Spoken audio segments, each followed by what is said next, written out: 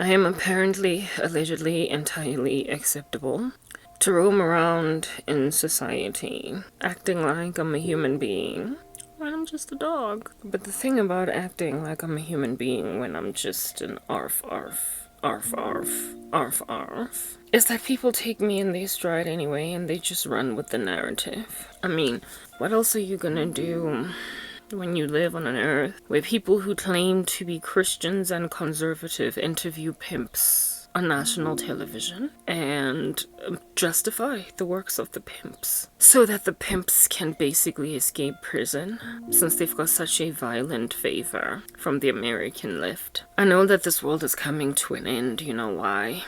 Because Candace Owens and Tucker Carlson made a decision to interview Andrew Tate and make him look like a stellar citizen that the women he absolutely butchered into disgrace basically had it coming because they ought to have known that Andrew Tate was a bad boy. So since he's made some pretty shoddy lifestyle choices, these women, when they went on right ahead and followed him like a tail, had it coming because they were supposed to make their own decisions to not be prostitutes. Okay, very well. Candace Owens, I don't even know how under heaven you could shake the hand of Andrew Tate. Don't know why you did not feel as if though your hands were getting dirty, muddy, grubby, fuzzy, and unclean. I don't know why you did not feel like a stench was oozing off you after you spoke with him in that room, because whatever he has, people catch it like a flu. I don't know, Candace Owens, why as a woman you were not able to identify that you were interviewing a whole dog.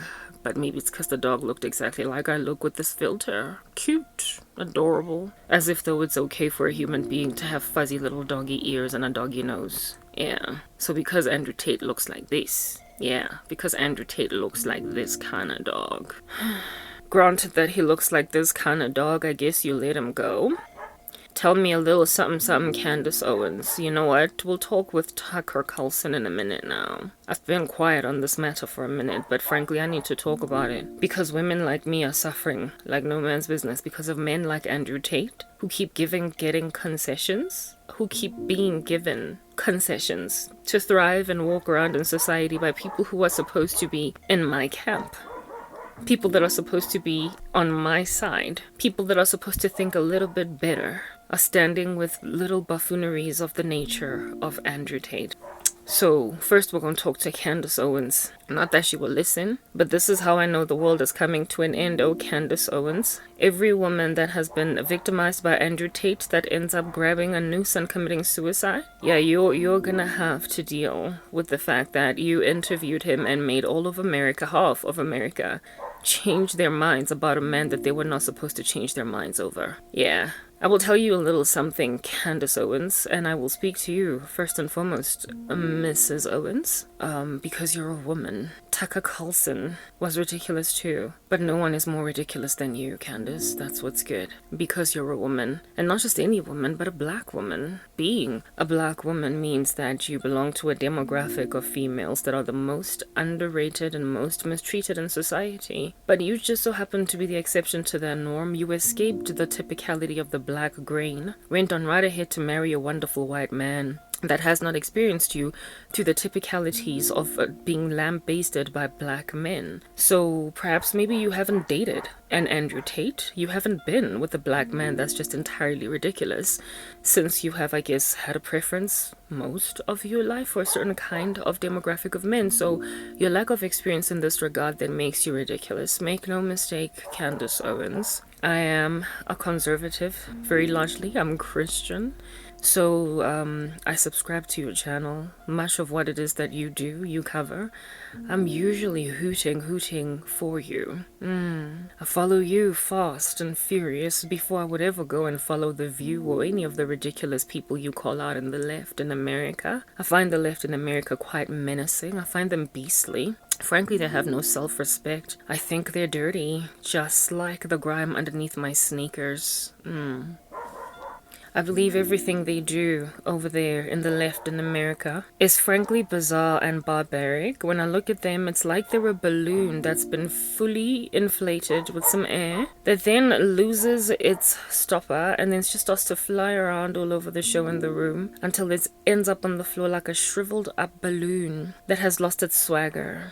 I used to, just like you, Candace Owens, be liberal in my viewpoint until I woke up and smelled the coffee. Believe you me, I was a Christian that was liberal. Don't even know what in the world that meant until I grew up and grew and realized that all of the liberal principles and virtues and values, basically. I like this dog that's barking outside, also looking like my face. They go against everything in the Bible. So that's when I started to really look deep and investigate what's going on over there. And then I took a side. I basically decided to sit in the camp of the conservatives since everybody's following American politics. So I've been cured from the liberal disease just as you got cured from it. So they were on the same plane. You therefore cannot confuse me with some leftist rando that's always coming at you, hating on you, pouncing on you, eating you for breakfast, lunch, and dinner because they think you deserve whatever negative fortune might at all knock on your door. I'm not that girl. I am, in the worst way, far right. Maybe, let's not say far right, let's just say I'm right. If I had to take a political standpoint, I would be right in the way that I look at things. I'm conservative. But, the thing about being a Christian is that you sometimes have to neglect and abandon left viewpoints or right viewpoints and realize what Jesus has to say about the matter. And so you stop being political about it and you just start being biblical. And I don't know how under heaven, Candace Owens, you expected any right-thinking Christian to continue to follow you after interviewing Andrew Tate. That was a ball you dropped. I mean, I already had some problems. You see, the thing about the left in America and the right, this war that y'all keep having, you feel as if though just by mere virtue of being on the opposite sides of the spectrum, being diametrically opposed to each other, that whatever the left says, you have to go absolutely far right in order to oppose them. So if the left says my lipstick is pink, you're gonna insist on the right that it's green, just so you can disagree with them, whether or not they're actually onto something here. If the left in America says that I am a pink woman, you're gonna insist that I'm pink, even though you're gonna insist that I am black. Indeed, I am black. So there you're right, because the left can be ridiculous. But however, should the left then decide to change their minds and say, oh snap, I made a mistake, I guess I am black after all? What the right would do, because you're crazy over there in America, I just feel like it's a national issue. The left would then be like, you know what, actually I don't think so, she's truly rather quite pink. What you said initially was the right thing, you guys can't make a decision. You just go against everything on the left, even when they're right. That is called being foolish, do you understand? Not being very good at being a judge of a circumstance or a character, not grabbing an argument, and neutrally just coming to your own conclusion. It's when people are just charging you to go in whichever direction they will have you go, and you just go, that you start to lose respect from people who have all this time really quite rather adored you. You can't be so diametrically opposed to the left that everything that they raise as an issue, without even batting an eyelid to the left or the right, just go to the opposite direction of it. I'm sorry. There are times when discretion has got to be applied here to figure out if it all something that is being spoken and therefore pushed by the left in America. Conservatives there, if they're still going to be respectable in any way, have got to look at it with thorough glasses, investigate it to see if whether or not this is a fight worth fighting or a disagreement with having. You just like to disagree with anything at all that the left has to say, to a point where you will freaking interview Andrew Tate. Candace Owens, herein lies the deal, and I speak to you mostly because you're a woman. Tucker Carlson, perhaps we'll get to him at the latter end of this conversation. He was also quite irresponsible, but let's get to the point without really rapping on too much and being long-winding. Oh, Mrs. Owens, I've been making some observations. I still subscribe to your channel. You know, you don't throw out babies with bathwaters. Yeah, I'm not going to strike you down, you know. Perhaps this is like your first strike. No, it's actually your second. I'll give you 10. Frankly, because largely you're quite sound. I'll give you 10 strikes and you're currently on your second, and I'll tell you what my first strike with you was, Candace Owens. This one with Andrew Tate qualifies so heftily as a horrific strike that it might as well be strike 2, 3, and 4, so you're basically only left with 6 strikes at this point. But I'm still your fan. I'm still subscribed to you, still following you, and all. Let's talk about strike 2, 3, and 4 over here. Now first let's talk about strike 1. Since you insist on being so diametrically opposed to the left that you can't even think for yourself to a point of being cold-hearted and frankly quite ridiculous, herein lies the deal. There is a case in the United States of America. All of your news are plastered all over our faces. Unfortunately so sometimes at our lack of desire. The reason being YouTube is effectively trying everything in their power to proliferate only American content. So even though I wanted to listen to a bit of a Candace Owens in South Africa, frankly YouTube makes it very hard for me to find them. So I'm kind of stuck and stranded watching anything at all that America's doing. And it is in increasing measure wreaking quite a lot of havoc in my life because I'm seeing you going on a slippery slope, sliding downward ever so frantically every single day, and it's unsightly to observe. It is a sight for sore eyes, yeah.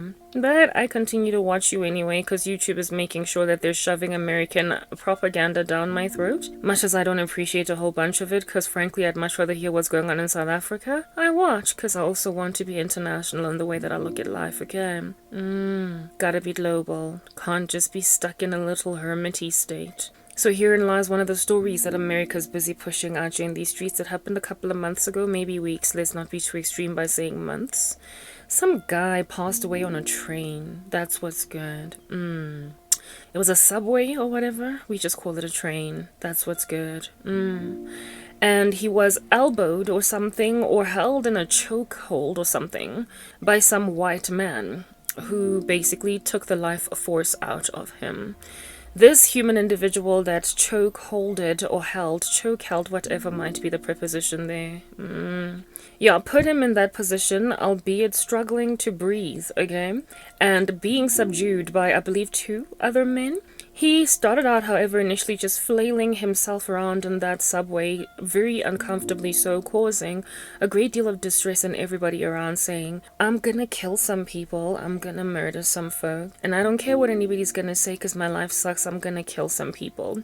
So based on what random utterance of rubbish that this random buffoon done spoke in front of everybody, a little brave good Samaritan rocked up from out of nowhere and basically put him in a chokehold.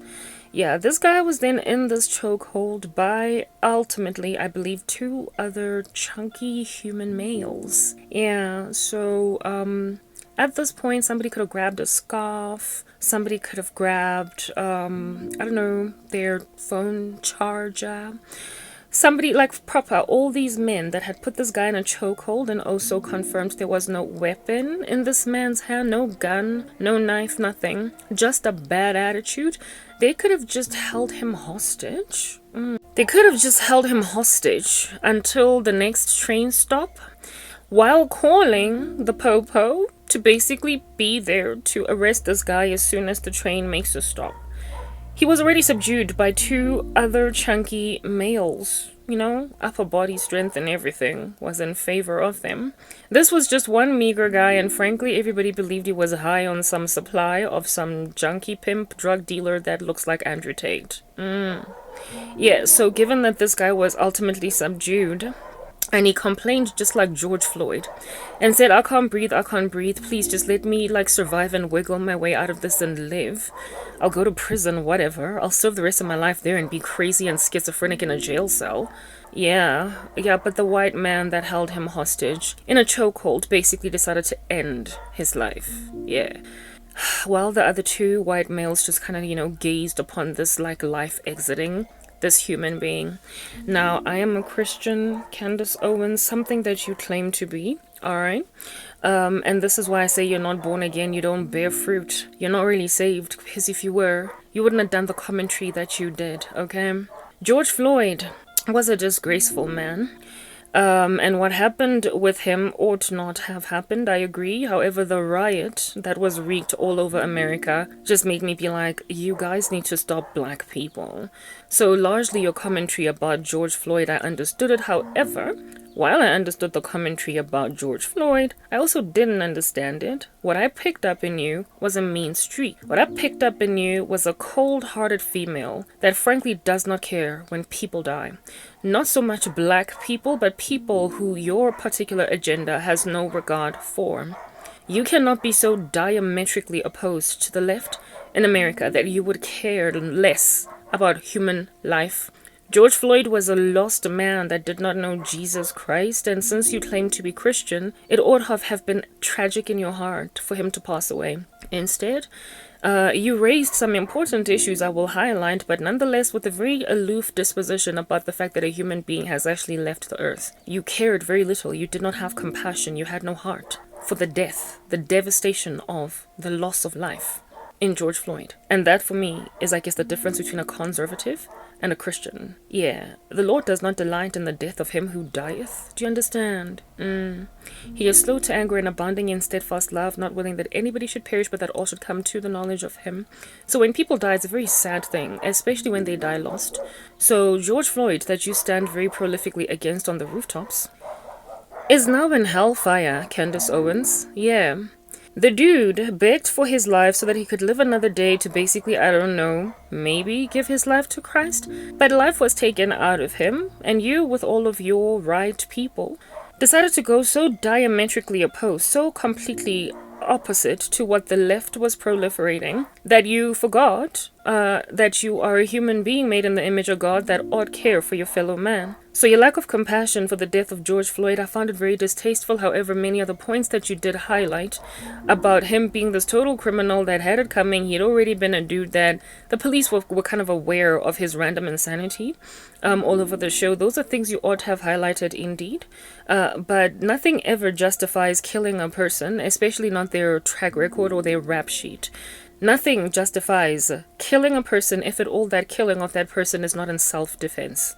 If that human individual was not in any way about to cause any harm to the person that killed them, if they had no weapon, then that is frankly police brutality. That is frankly something that ought not have happened. So like I said, I think the left in America stinks. I feel as if though they're oozing a green gas that smells really very putrid. I have no respect for them at all. I do not like them even in the slightest. I frankly think they've got alopecia because they have no glory. That's what's good. However, I do agree with the fact that you don't just get to kill a person because you don't like what they've done 10 years ago. The whole principle or concept around the gospel is that the Lord forgives our sins past, present, and future, insofar as we will come to him in repentance. So God has a thing about wiping people's slates clean insofar as they will enter into rehabilitative activity. Now, I don't know what George Floyd was doing at the time of his perishing, but one thing I'm certain of is that at the time of that perishing, at the very moment of his perishing, y'all know he did not have a weapon, and that dude ought have just been a little less intense on his neck. And so whatever prison term he is facing right now, he frankly has it coming. If, however, George Floyd were to wield a little bit of a sword and chop a head off or something, or at least attempt to chop a head off, if he pulled out a gun, then by all means, how about you step on his neck until he has no breath in his lungs? Because at this point, this guy's dangerous. But once it has become established that there is no danger, facing the popo in question, y'all know, on that day you're just a killer. It's that basic. So he's got a prison term coming. So for those reasons, I do agree with those people who smell a putrid green stench coming out of their bodies. I agree with the left. In the George Floyd thing, however, I do not agree with the freaking reaction of America concerning George Floyd that caused the whole earth to just riot all over the show. That wasn't cool. When, therefore, the left in America stops being godly, not left, but the right, when they stop being godly, I stop standing with anyone in that space. But like I said, I really like you, Candace Owens. You're on strike 4, since Andrew Tate qualifies as strike 2, 3, and 4. Now that we've spoken briefly about the whole George Floyd thing, yeah, let's then go on right ahead to graduate to whatever that guy's name was. Frankly, I don't know it and I don't need to know it. You will be able to know who it is that I'm talking about just by like calling out the facts in question. He was some random weirdo on a train, subway, whatever you guys call it, throwing his body around, threatening everybody, and somebody rightly, indeed, subdued him. But that's what the somebody was supposed to finish at, subduing. And he got killed, however. When, however, after he got killed, the left then did that which the left typically does. Cause a ruckus and stand on the rooftops crying about police brutality, and how it is that America just hates black people, and how it is that all that is politics is about black people in America, and that no other issue actually exists, and that no other demographic exists. They basically just like did whatever the left does over there. And it's very easy to keep on rolling your eyes when people talk that keep on talking stuff that you imagine is rubbish. It's totally easy. When you don't respect somebody, even when they come with the right sort of vantage point or angle, you can't help but roll your eyes. You just can't help it. It's hard. And whenever the left in America speaks, all I do is roll my eyes, just as you also roll your eyes. But you see, you can't have such a strong bias that you would lose your wits, your mind, your compassion, and your empathy. That's what's good. Yeah, if you want to fight a fight and win a war, you've actually got to display out here in these streets that you have got it in you to be humane towards your enemy, should they decide to down tools and surrender. And that's exactly what this dude did in the train. And you showed yourself a little bit of a psychopath, salivating, murderously so. With a homicidal intent, bloodthirsty did you become when this guy died. And following his death, you then were like, you had it coming. Goodness gracious. I'll tell you who had it coming, alright? When they die, there is a filthy little American, right, in California right now, that is actively trying to kill a woman all the way in Africa. He was set free by your ridiculous left, and frankly, I even found out that the left in America made a decision to let some prisoners go. It was through your show, Candace Owens, that I learned that they did this strange thing. One of the little animals they set free out of a cage, yeah, is now today trying to kill me. So, herein lies the deal. When he dies, when this cantankerous American that's actively trying to make me commit suicide breathes his final last, oh Candace, we can all cheer and celebrate. That's the guy who was put in a chokehold in a train, and then since he's in a chokehold makes a decision to just grab a knife and try and stab the guy that's putting him in a chokehold. So he should just be finished off. At this point, you must just snap a neck so you can, like, you know, fast track, catalyze the process of this dude ending up in a cold bed, Candace Owens. Once he's dead, we can then all be like, yes, hallelujah. A menace and a rotten beast is dead, and society is rid of such a disgraceful being as this. Society indeed ought cheer when a menace to society is extracted out of it, especially when it was in the process of being a menace. When it was busy killing some children, shooting them dead. When finally you mow this beast to the ground, we all must jump up and down and celebrate that a monster has died. You see, the Bible says that when a wicked man is ruling and reigning, all of the earth groans and moans. But when a righteous one is ruling and reigning, they rejoice. When wicked people are left to just scatter around in these streets, unfettered, everybody is in a bad space. So America, the left there, that is frankly very ridiculous. So ridiculous are they that, hey, I'm subscribed to you now because you keep calling them out for the rubbish that they are. The stanky green gas that they release that smells quite ominous. I agree. It is a putrid smell that has made everybody on the earth, never mind just in America, wear hazmat suits. Yeah, but these putrefied beings every so often raise points that I see where they're coming from, and that's where you need to indeed give your enemy an olive branch to speak, a table. That's what healthy debate is about. If at all the point they're making is rational and is reasonable. Just because they're a bunch of clowns jumping up and down on the spot with no reprieve at all in their orifices releasing all different kinds of smelly gases doesn't mean they've got no sober bones in their bodies at all. Indeed, every so often you do cover stuff from people in the left that is reasonable. Like when Khloe Kardashian was talking about how surrogacy is just a ghostly affair. I was like, yeah, good for you, Candace Owens. You know how to talk to people that you are at enmity with for the larger majority. I liked also what you said about Kylie Jenner and her thing about not wanting fame. So every so often you do see where the left is coming from, but frankly, not when it comes to dying black men. And I don't really know what that is about, really, frankly. I sort of kind of maybe understand, because I don't like black men either at this point. They have so decimated every single thing I am, that when I look at them, I see a beast. If that's what's going on with you there, Candace Owens, then I guess you need therapy just like me. There is something incredibly ominous, offish, in dire need of being left destitute, marooned on an island with no rescue in sight coming, about black men. I bet you agree. You just would never say that in broad daylight, Candace, but I'll say it because I get to be taboo, given that unlike you, I don't have anything to lose. Yeah. They spend their lives basically just slapping black women upside the head, acting as if though they're not human. That's what's good. And I have noticed I have picked up a grandiose amount of bitterness in you concerning cases about black men, Candace Owens. It is a plight and a struggle that you too, as a black woman, feel, but you don't want to sound too left about it, so every so often you even share a platform with a black conservative male. But you made a decision not to marry a black man.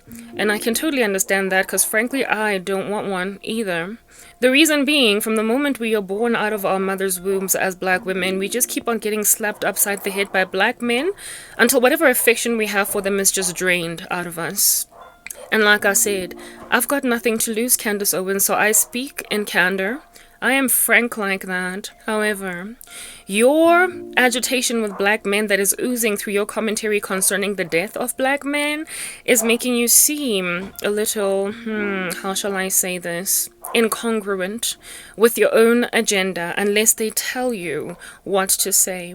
So you have gone on and made, just like all other black women, and viewed black men that look very typically like criminals or gangsters as ones that should just die. But just like black women all over the world who literally don't stop to realize that they're all the same, even when they are mixed with white, just like Andrew Tate. Yeah, insofar as they're a little bit of a mix, or they are higher up in their color scheme to white, we then start to accommodate them as the lesser evil when whatever grain of dusty nastiness is coursing through their veins is still coursing through their veins. The very typicalities, O Candace Owens, that made you refuse to marry nobody but a white man dwells very richly in the Tate. However, you interviewed the Tate. Wow. Okay, Candace Owens. Let us go on right ahead now that we've highlighted that you've got a similar PTSD about black men as the rest of us do. However, you're in denial. And you every so often stand for black men when you don't stand for them. Because you, just like all of us, can't stand them. They are oozing and emanating something very destructive to the black genome. And you are in denial about it because it's your job to be in denial. But you have displayed a typicality by interviewing Andrew Tate in this regard. Oh Candace, oh Candace, oh Candace. It is almost as if though you can just tell, oh Candace, that even if you had given one a shot, they were ultimately going to flip on you. They were ultimately going to change on you. I remember you did one particular episode where you spoke about a Tyrone of sorts that you dated when you were in high school to prove to black people that you've dated black guys before. I remember thinking, you don't gotta prove to anybody that you've dated black guys before, because the abuse is real. The subterfuge is real. The persecution of black women by black men is real. The underestimation of our persons is real. The disregard for our intelligence and our opinions is real. The misogyny is rife, but the word misogyny is apparently a curse word in the right conservative batch of people. Whenever the left raises somebody as a misogynist, oh Candace, the right is like, no, you can't just blame all men for being misogynist. Not everybody is on Me Too. Not everybody has got a problem with some former rapist. Not everybody's dealing with, not everybody's dealing with. You go on right ahead to equate all of the laments and groans and complaints of women who are lamenting, groaning, and complaining against men to them being ransacked by feminism, which I will indeed in a 100% agreement take in my stride, has destroyed the feminism, the femaleness, the femininity of females. However, some of the groans and grunts and laments of these ravenously beastly females are coming from a place of accuracy. That's what's good. So you should not go and vilify the word misogynistic or misogyny purely because you are diametrically opposed to the left, so much so that the word misogyny now no longer resides in your vocabulary. If a man is a misogynist, Candace, he is a misogynist. Whether or not you don't like that kind of terminology as a right-wing human being. Bottom line is, if they're destructive, and they must be called out. So perhaps neutrality is what is needed out here in these streets. And what under heaven it is that Andrew Tate is a very yellow bone version of whatever under heaven made you finally marry a white man. Yes, the very thing that also makes me look at black men with a great deal of PTSD. Because I'm freaking out and scared out of my mind about accommodating one because they have this thing that they do, where they start out alright with you and they treat you well, and then 2 seconds into the equation, they rear their ugly heads. And they do some of the most abominable things to you, following which they then treat you like you ain't jack, and then they gaslight the crap out of you. They do this in a loop, in a cycle, until you walk out. They let you walk out. When then you're all recovered, they try to come back, and if you don't want to go back, they then harass you for rejecting them. That's just a life cycle of a black man right there. Very well. Now, being a more brown black woman than you are a fair yellow bone, you most definitely have had your fair share of underestimation by black men of your glory. They have likely treated you just as they have treated me, purely because of my skin tone. And even though you were beautiful, they just could not quite wrap their heads around the fact that you were slightly darker. This likely caused a bitterness in you against them, and so now you lack any compassion at all for what rubbish it is that they all can be. But Candace, oh Candace, you see, you claim to be a Christian, and when you come to Christ, you subdue and you beat the flesh to submission by the Holy Spirit, and you try very hard not to generalize, and you also go on right ahead to care about the souls of human beings. I would know how, frankly, homicidal I am in spirit over black men when they start to act a fool, when they start to do a typicality. It's like they have calloused me. They have laid brick upon brick upon brick on my heart and tried to squeeze it to a fine powder, or just a pulp, yes. And because of that, the smallest little infraction on their part now causes me to be extremely and incredibly cantankerous in my desire for their death. I literally long for the deaths of every black man that sweeps themselves into my life and then hurts me, because they have put me in a position to be so daggone sensitive to stimuli coming from them that's very incredibly typical, that I've now become somewhat homicidal. And that homicidalism inside me that causes the desire within for them to die from the smallest little infraction that they make against my life is exactly what is causing you to comment when a black man dies along the lines of, he had it coming, he was a criminal, he's just such a typical. But because you're chilling on the right of America, having your own little precious platform to speak, you can't be so brazenly and outwardly obviously hell hath no fury like a woman scorned. Oh, Candace Owens. But now you're out here interviewing Andrew Tate, and we're gonna call you out on that day, okay, Candace? I understand your anger. You have it, it's clear. But it's not as obvious as mine. Like I said, I have got absolutely nothing to lose. So I speak with a violence of candor. And this candor with which I speak makes it clear that every lost rando fool that comes into my life and does a strange thing, I want them dead. I have reacted in inordinate differences towards white men in comparison to black men, where they will have done the exact same crimes, and yet on the black man, I will be a lot more wrathful, to a point of wanting them to be tipped like a domino and to breathe their last. 'Cause that's how badly they've hurt me. I have also, Candace, oh Candace, observed the death of black men that have hurt me, and been like, whoops, I guess everybody dies. I've done it too. It happened with my very own father, Candace Owens. Yeah, my biological dad died, and I was like, whoops, I guess everybody dies. My former boss, with whom I was very close, we had a friendship, bosom buddy, chest bumping, 24 hours a day type working relationship, came a little bit of a menace towards me. Later on in my life, wreaked havoc in it. Decided to do that which typicalities of black men do with all of their witchcraft, etc. And then I found out that he passed away in his bathtub from a heart attack, and then drowned a little bit since he was sinking into the water. And when this information came to my doorstep, I was like, whoops, I guess everybody dies. Yes, Candace Owens. My oh my, how I saw myself and you, or you and me, when all these black men in America that have been committing crimes and wreaking havoc and doing a dingy thing day in and day out, how you react to them when they pass away, it's exactly how I react to the randoms that did what they did to me. But, oh Candace, this activity is incredibly skewed. The bias is real and alive, in that I've been so incredibly violated by these black morons, that I accrue to them grander judgment and punishment than white men who do the exact same thing. Because the PTSD is real and alive from them.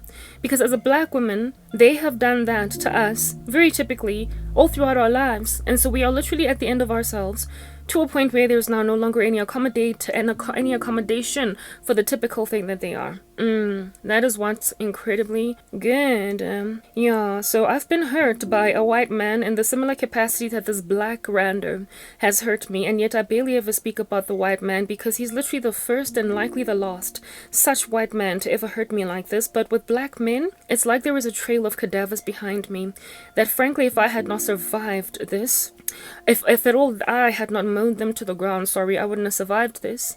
I have to survive them. They are like Ike Turner. They are like wife beaters. Every last one that you meet, just have to keep surviving them.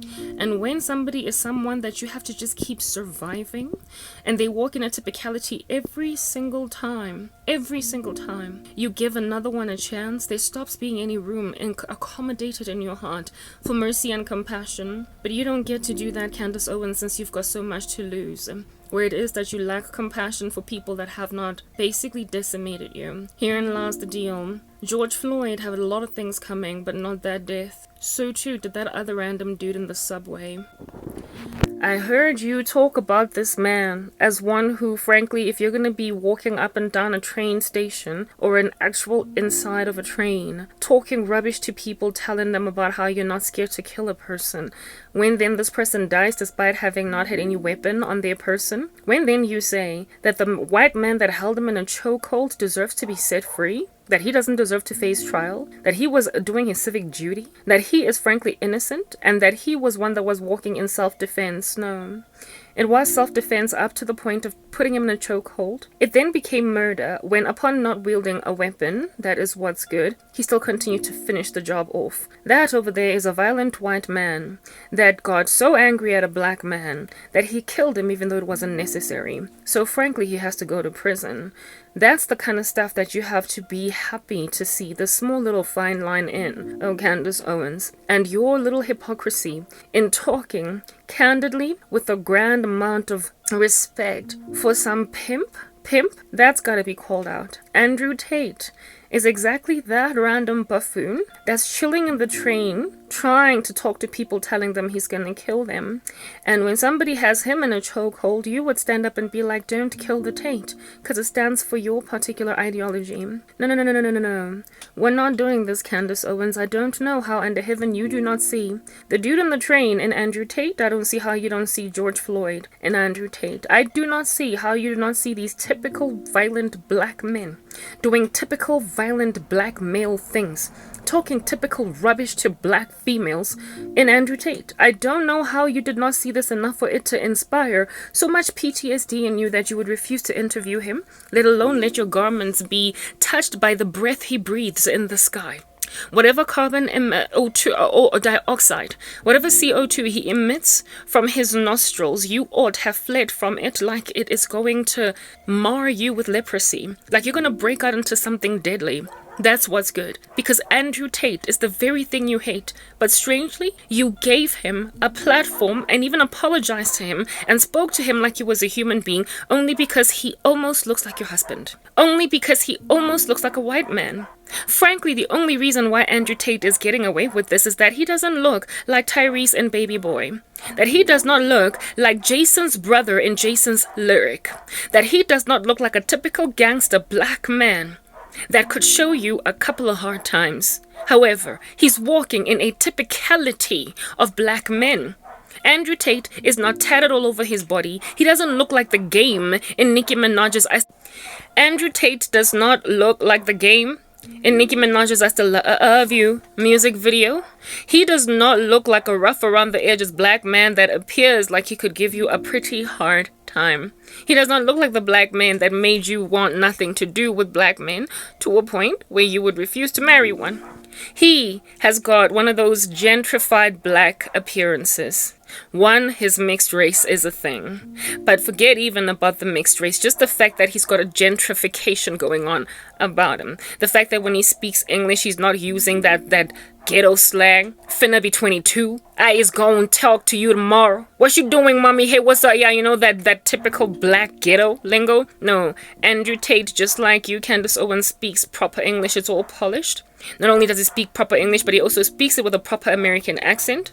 He is really smart. Like I said, he's not tatted all over the show.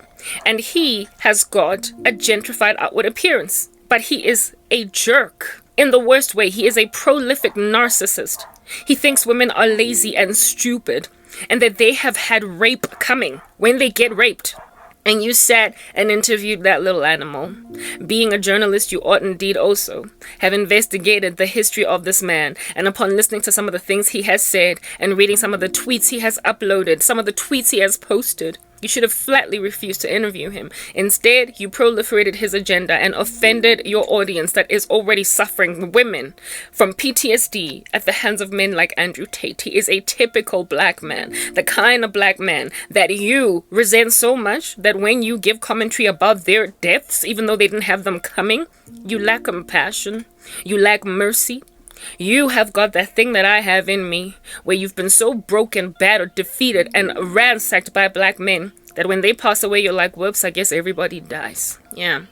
But you claim to be Christian, and being a Christian, you ought to have compassion on he who needs compassion. You don't get to just make a decision who must die or who mustn't die. Your commentary is not egalitarian, O Candace Owens. You are not fair. You are not at this present moment walking in the kind of journalism you ought to walk in, and you are causing some of your subscribers to want to take a couple of steps out away from you, to a point where one that's giving you 10 strikes to finally mess her up in her mind until she leaves you has decided to give you 3 strikes just for interviewing for 3 whole hours. I guess a strike per hour. Andrew Tate. Andrew Tate is the exact thing, do you understand, that America unleashed on me through this monster that looks like a typical gangster in California of America, but a gentrified version. They're the same freaking thing. I keep lamenting, oh Candace, that your country unleashed a monster into my country. They let go of a criminal in a prison in California, and he is now today trying to kill me. I am surviving suicide ideation every single day. I have to lift my heavily inebriated with sorrow body out of bed and try and make something decent out of myself so I don't hang.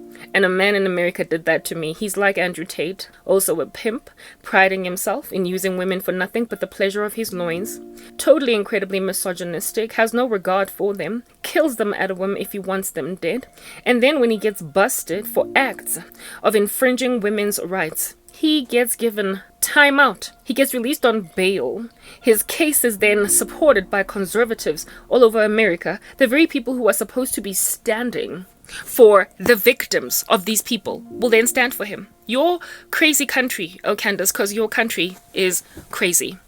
Your little crazy animalistic nation that let this criminal go. Your animalistic country that let this animal go is now today watching my content, listening to me complain about the fact that America has unleashed a monster on me. A monster that was set free because of coronavirus. Do you understand? And now he's trying to kill a woman in South Africa. And the only way, oh Candace Owens, that I get to get out of this mess is if I rise again and get protected by being able to escape a family that's wreaking havoc in my life. And also disgraceful men who are taking for granted the fact that I am in a compromised position. The kind of man to insist that a woman be barefoot and pregnant in the kitchen and not work and get their own 9-to-5s. And so he puts so much witchcraft on me, Candace, something you may or may not believe, okay?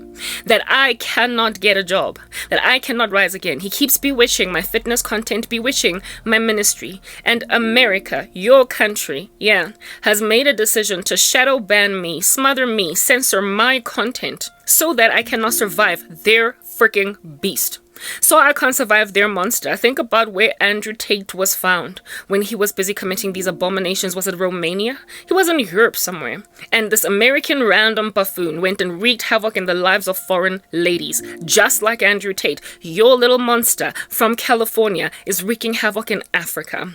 And just like whatever is going on in America right now, conservatives, people who are supposed to be supportive of those that are victims of animals, are standing with these animals. If at all America don't have the conservatives to protect them, who do they have? Who?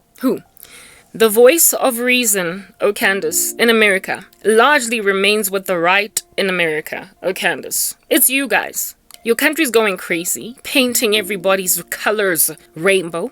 Your nation is going crazy, disregarding crimes, letting people go free that have committed abominations. That's your country. It's swinging on a chandelier like Sia because I want to swing like a chandelier. Having no self-control. A city without walls. That's your country. And the right in America. That's you, Candace Owens. The right in America are the only voice of reason that's helping people understand that you don't just get to swing on a chandelier, You don't just get to do that. So America basically has got comfort in the side of it politically that appears to still think right. And then you rock up on the day when they are waking up in a country that's fallen apart, and you stand with a pimp. You stand with the very people that you've been protecting Americans from proliferating the agenda of. You stand with a total misogynist, a ravenous beast, the very thing that America is getting destroyed by, the very thing that's actually dragging your country through the mud. You then stand with it? I mean, goodness, what then do people have? Oh, Candace, I believe the world is coming to an end. Do you understand? Because even you made a decision to interview Andrew frigging Tate. I still don't get that. Andrew Tate is the exact same thing, just gentrified with a lot more money, as the menace that was set free from out of prison in California in 2020 on parole, having committed attempted murder, and now he is walking these streets and afflicting women in a foreign country because he thinks that they are prostitutes. No regard for women at all. Just a typicality. Andrew Tate did it in a gentrified, very expensive way. This little El Cheapo freak from America is doing it to a poverty-stricken woman, but their mindset is the exact same. So if at all you interview Andrew Tate, Candace Owens, when I am suffering at the hands of an Andrew Tate broken, battered, ghetto version, where do I have to find support? Your country is forcing your content down my throat. It's a pill that I don't want to swallow anymore because you are compromising with your Tucker Carlson. All of y'all on the right in America appear to be showing us that, frankly, you are also under some kind of strings as puppets. You are not in your own individual mindsets. You're getting taken by whatever the narrative will be proliferating at the expense of the hearts of people. We need justice. The world at large needs justice, and America, half of it, the conservatives, have got a responsibility to basically rescue America from shooting itself in the foot. Since, like I said, the left in America has a green stench oozing off it, frankly. Everybody must wear a hazmat suit in its presence, and you guys are the protectors of the country. And when you're falling apart, goodness gracious, aren't we all just falling apart? How are you going to stand for Andrew Tate? How? Walking around roaming these streets in a violent typicality, and can't nobody breathe because of it. I'm sorry. No, Candace Owens. We are no longer going to do this strange thing. I gave you 4 strikes, only because Andrew Tate on his own qualifies as 3. I have fear that just like an exponential decline, you might just reach strike 9 in about 3 months, in which case I will unsubscribe. You're not going to miss me if I unsubscribe, because you will still continue to influence Americans to trust in people they ought not trust in. But the thing that's eating you alive, that's gnawing away at your flesh and your bones, oh Candace, is the fact that just like me, even though you're standing in the right in America, apparently the voice of reason that is apparently neutral, you are also a battered woman by black men who have very typically hurt you in a very typical way, but you've got a bias. In the same way that I also had a bias, where I had a white man hurt me in a similar way to the stupid, Californian black man did, but my reaction was extreme to the black man's insanity in comparison to the white man. They both did the exact same thing to me, but I gave favor, and with bias, I did not even speak very much about the white man. The black man, however, he would not get the end of it, and the reason why that is the case is because they've been doing this to us from birth. I'm not trying to punt for the hatred of black men. I am just speaking facts about what under heaven it is that they are largely. They cause us trauma. They cause us a lot of trauma, and even when we want to give another one a chance, they keep on doing the exact same things. Whatever the root cause of that is irrelevant. But your interview of Andrew Tate just basically finished us off, because you have said that insofar as they can transfer their insanity to a white-looking black man, they can continue to do whatever they want to do, to a point where they get interviewed by Candace Owens and Tucker Carlson. Take your Andrew Tate or Candace Owens. I will still listen to your content because every so often I get refreshed. That's what's good. But next time I happen upon American content and find another conservative interviewing a charlatan and a bandit that is hurting the earth, I'm done. I've been praying for your country. I've been standing in the gap for your country because it still happens to be speaking sense in only one side of the country. But when the right in America is falling apart, there is no hope for Christians across the world. You are the alleged land of the free, proliferating the gospel, etc. When you're greedy and sick and crazy all over the show against the world, and you're starting to basically disagree with the left in America only because you're always disagreeing with them, even when they're right. I'm sorry. The left was right about that guy in the train that didn't have to die. They were right about the fact that George Floyd didn't have to die. And they're also right about the fact that Andrew Tate is a stench. He is the thing that makes America not so great again. He is the thing that women across the nation are reeling at. He is the disease. He is the disease in your country. The Bible says in the last days, people will call good evil and evil good. When people who generally call evil out for what it is, calling evil good, you know it's over. And Andrew Tate is an abomination and a menace that can't stand women, and that takes pride in the fact that he gets to destroy them while walking scot-free. I don't even understand why he's out of prison, but frankly, I hope that he finds himself spending some kind of time for the rest of it there. But I mean, I guess that's just what America does, right? They like to set people free that are in prisons that ought to stay there for a minute. I don't know if you're going to give him protection, refuse to give him back to the authorities in Romania. I don't know what under heaven you're going to do for Andrew Tate to make sure he never sees the inside of a prison cell ever again. But whatever it is that you did for this dude in America, in California, wreaking havoc in my life right now, I can see as clear as day you doing it for Andrew Tate. And Andrew Tate walking these streets is just going to go and convert more females that are innocent daughters of moms and dads all over America into OnlyFans models, into prostitutes, into women that frankly have got no virtue, into women who frankly have got no dignity, because Andrew Tate identified them, saw that they're naive, impressionable, young, walk, like literally sit around in the periphery of Andrew Tate, like people who are women who are busy in a meth lab, mixing up some kind of narcotics, and so they don't even wear bras. That's how he speaks of women. This woman is busy sitting opposite me wearing nothing, and her boobs are like staring at me. That's how Andrew Tate speaks to women. So how it is that that handshake that you gave him did not bring leprosy on your hands is beyond me. I don't know how as a woman you could justify interviewing Andrew Tate. I am disappointed. But you know what? It doesn't really matter because nobody's listening to me. However, the interview of Andrew Tate helps me understand why under heaven in South Africa I'm suffering so much from some filthy charlatan of an American man that won't leave me alone with witchcraft. I get it. I understand. Because insofar as this like random buffoon from California could just, get some skin lightening creams and curlier hair and gain a couple of million overnight, he might also get interviewed by Tucker Carlson and Candace Owens for hurting a woman in Africa that frankly was kind of rooting for you, Candace, and for you, Tucker Carlson, to protect her. Instead, you went on right ahead and interviewed her assailant. You went on right ahead and interviewed the very man that has put a completely innocent woman with a future at the beck and call of the prostitution industry, of the human trafficking industry. You went and interviewed that little bugaboo for 3 whole hours.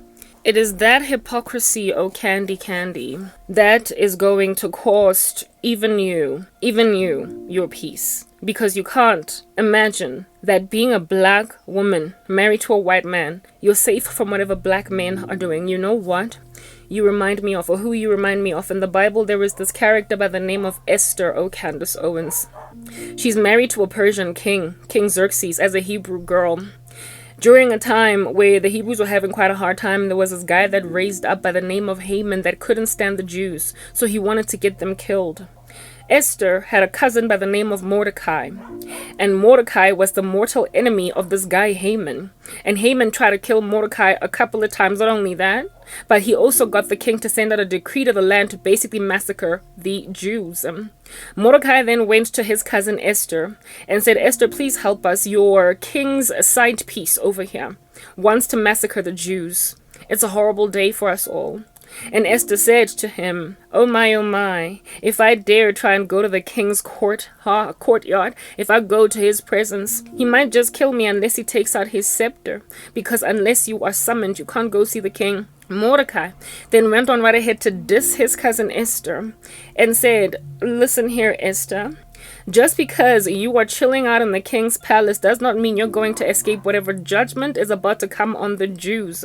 But you must also get this, that help for us is going to come from some other place if not from you. But who knows if you, for the life of you, have not been put in this palace for such a time as this. Esther then got over herself, realized that, oh my goodness, these are my people, fasted for 3 days, went then to see the king, and lo and behold, the king brought out the scepter, touched it, and Esther was spared, and so too were all the Jews in the land. Purim, that holiday, is based on that whole season that happened to the Jews some time ago. You remind me of Esther. You think that because you married a white man and you're chilling in white America as a black woman, an exception to the norm, you are conservative when all of them are liberal. When you are not experiencing the typicalities of black women's abuse at the hands of black men and just everything that comes at us, you're hanging out as Xerxes' wife, having escaped bullets that keep on massacring our skulls and cracking them, and you're sitting there imagining that you're gonna survive this when all of us are being knocked down like dominoes by filthy men who will not wake up and smell the coffee because they keep getting away with murder, and everybody's standing for what under heaven is the rubbish that they are.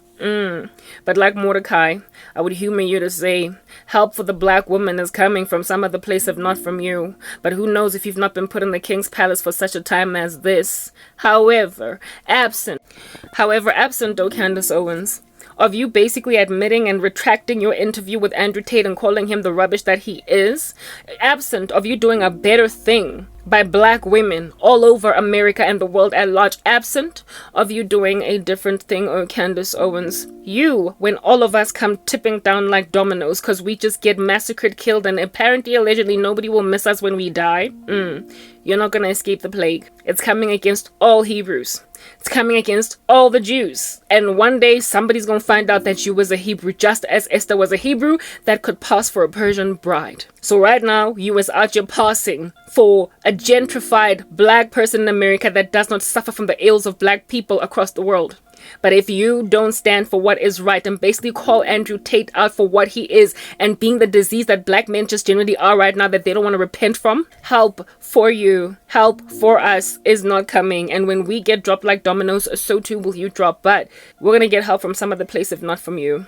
Look at how your country is blocking me from speaking. Look at how your country has unleashed an animal on me, has caused me to be pounced on by a beast in America that is a very typical black man. And I can't even breathe. I can't survive. Every day I ideate suicide because your American is busy killing me because all I am is just a number. To these men like Andrew Tate, all women are just a number. Just something to be moved to the left. Next, no value.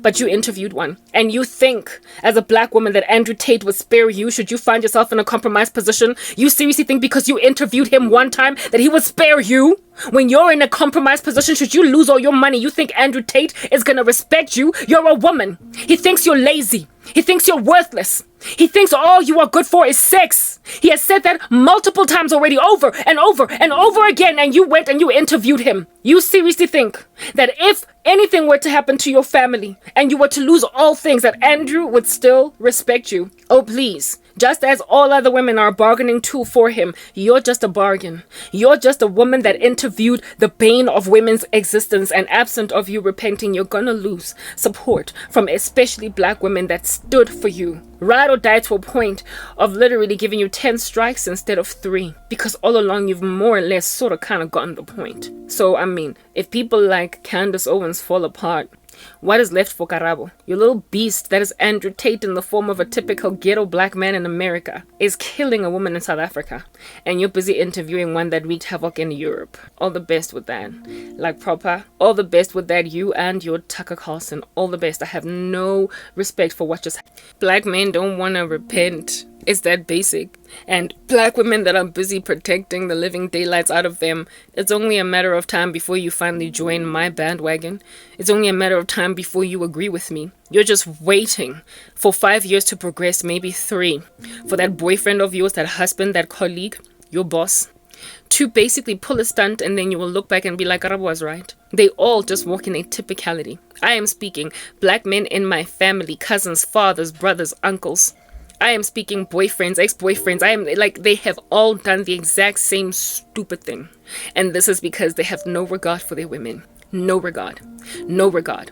Even the ones you give a chance, even the ones that look good on the surface, ultimately just pull the same stunts, and they know it. So absent of them getting healed and recovered from this rubbish, we will forever be these angry black women that are mad. So mad that just because it is attached to a particular skin color, our abuse, we even disregard the abuse we endure at the hands of white men, at the hands of any other race of men. I am literally more forgiving of white men than I am of black men, because black men have been typical, every last one of them, in a very predictable fashion, while it is not all white men that have hurt me. So it's very hard not to generalize with black men. It's hard because all of them have done this to literally all of them. Not even one has been an exception. Not even one. But it's not all white men that have done this to me. So can you understand and see why it is that upon committing the exact same crimes, a white man gets a little bit more amnesty than a black man? It has nothing to do with race. It has everything to do with post-traumatic stress disorder. It has something to do with just a repeated cycle of insanity coming from the exact same target over and over and over again. You ultimately get socially conditioned to basically look at something as destructive when it comes your way. And everything else, you see it as an anomaly, a once in a lifetime, a happenstance scattered across the graph, the chart.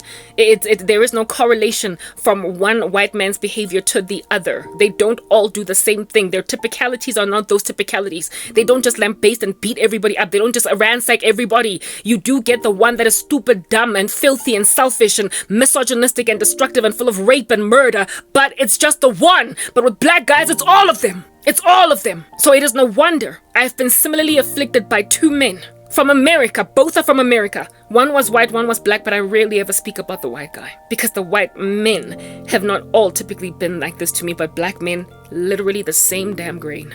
So congratulations, Candace Owens, for adding insults to my injuries and literally rearing the beast, the ugly head of a beast, alive again. Thank you. I appreciate what you have done there with that monster. I'm signing out.